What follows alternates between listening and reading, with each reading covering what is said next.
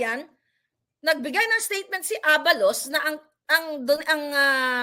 reward daw kay Pastor Kibuloy na 10 million ay galing sa may nag-private citizen na kaibigan. O kita mo. Kita nyo ang mga kasinungalingan nila. Sinong kaibigan? Hindi ba galing sa loto, sa loan better?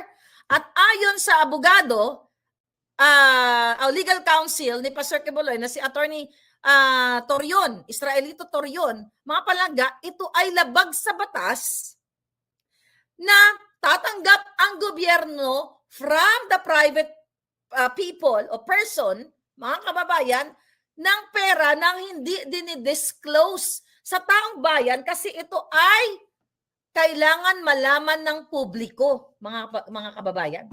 Kailangan malaman ng publiko kasi, mga palangga, ito ay usaping pampubliko. Public concern. O ano sabi ni Atty. Torion? Dahil nga sabi ni Abalos, parang, may nagmagandang loob, may nagbigay na private, pinagluloko tayo.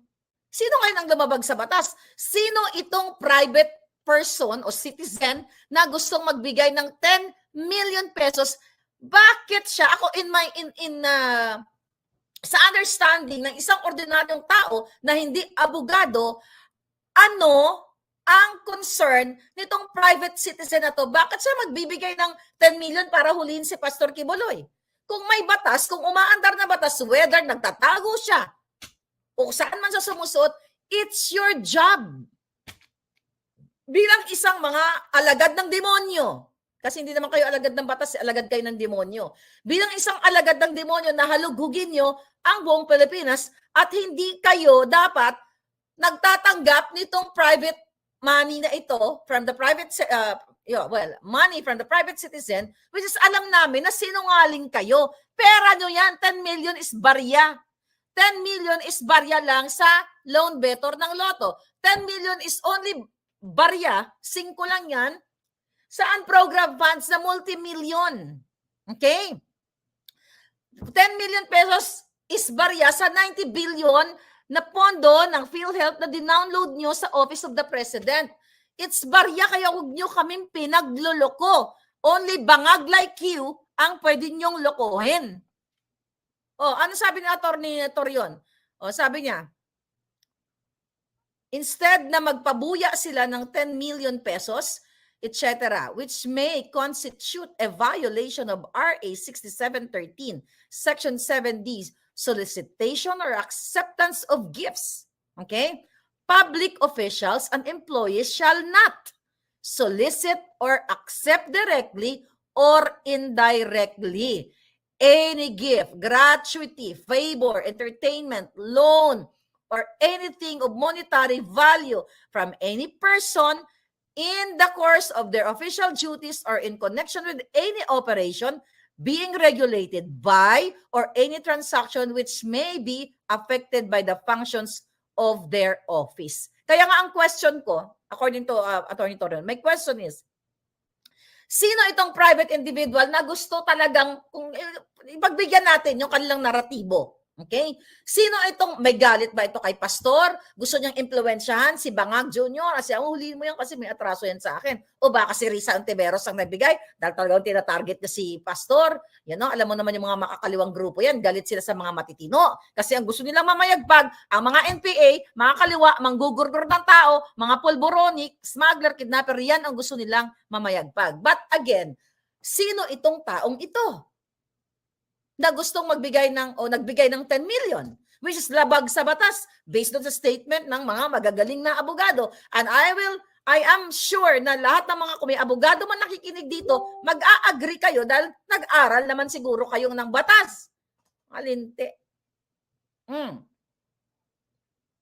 Sino ngayon ang lumabag sa batas? Abalos.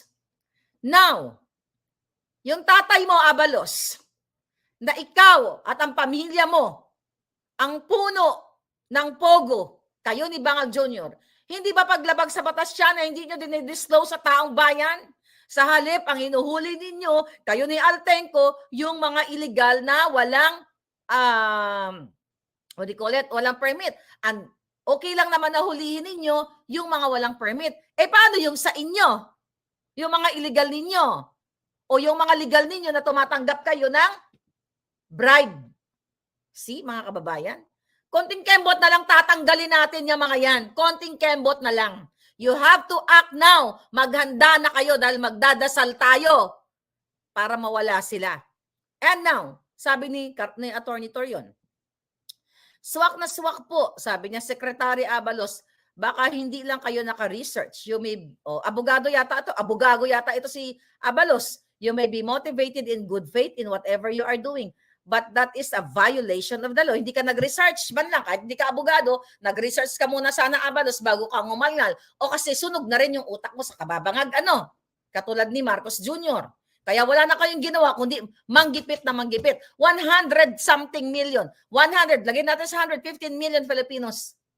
Imbis na pagkabalahan nyo, paano nyo bigyan ng trabaho? Paano nyo bigyan ng murang bilihin? Paano nyo mag-create kayo, tayo kayo ng mga infrastructures para mag-create kayo ng jobs? Ang pinagkaabalahan nyo, isang tao. Why? Because Pastor Quiboloy ay kaibigan ni Pangulong Duterte. At ang mga taong nagkikriticize sa inyo, like Pangulong Duterte, like me, gusto nyong gorgorin. Pero hindi kayo magwawagi. Why? Why? I'll show you something. I think nakita nyo na to. I'll show you something. Pag ang mga bulate na pinakawalan ko dyan sa Pilipinas ay pumirma na lahat sa inyo. Ewan ko na lang. Okay, tingnan mo to. Tingnan natin to. Tingnan mo si Boying Remulla. Ilang bulati na lang. Parang nasa kabaong na. Okay, I'll talk about him later. Okay? Tignan mo siya, para na siyang nasa kabaong. Ano ang tawag dyan? Ayan, may nilabag din kayong batas dyan. Okay. Ayan, Justice Secretary Boying Remulla attends the signing of the new rules on criminal procedure at Malacanang. This marks his first appearance since early this year after he underwent bypass surgery last year. Di ba? Lahat ng mga expose ko tama sa inyo. Isinikreto nila ito sa taong bayan. Kung hindi pa nagngalngal ng nga bells ko, hindi nyo pa alam na si Boying ay inaratay. Pero bakit ito'y sinisekreto sa taong bayan? 4 months siya, tuloy-tuloy ang sweldo, walang pahibalo sa inyo. Walang sabi, o kaya, di ba, mayroon man lang sana nag-substitute sa kanya. Temporarily, kasi hindi siya nagpa-function as Secretary of Justice. Well, Secretary of Injustice. So yun pa lang yung 4 na buwan na pinasweldo ninyo. Yung jutang ginemes na isang bulati na lang ang hindi pumipirma. Ayan, isang bulati na lang yan. Ayan, basta na, yung mga bulating pinagapang ko, pumirma na lahat.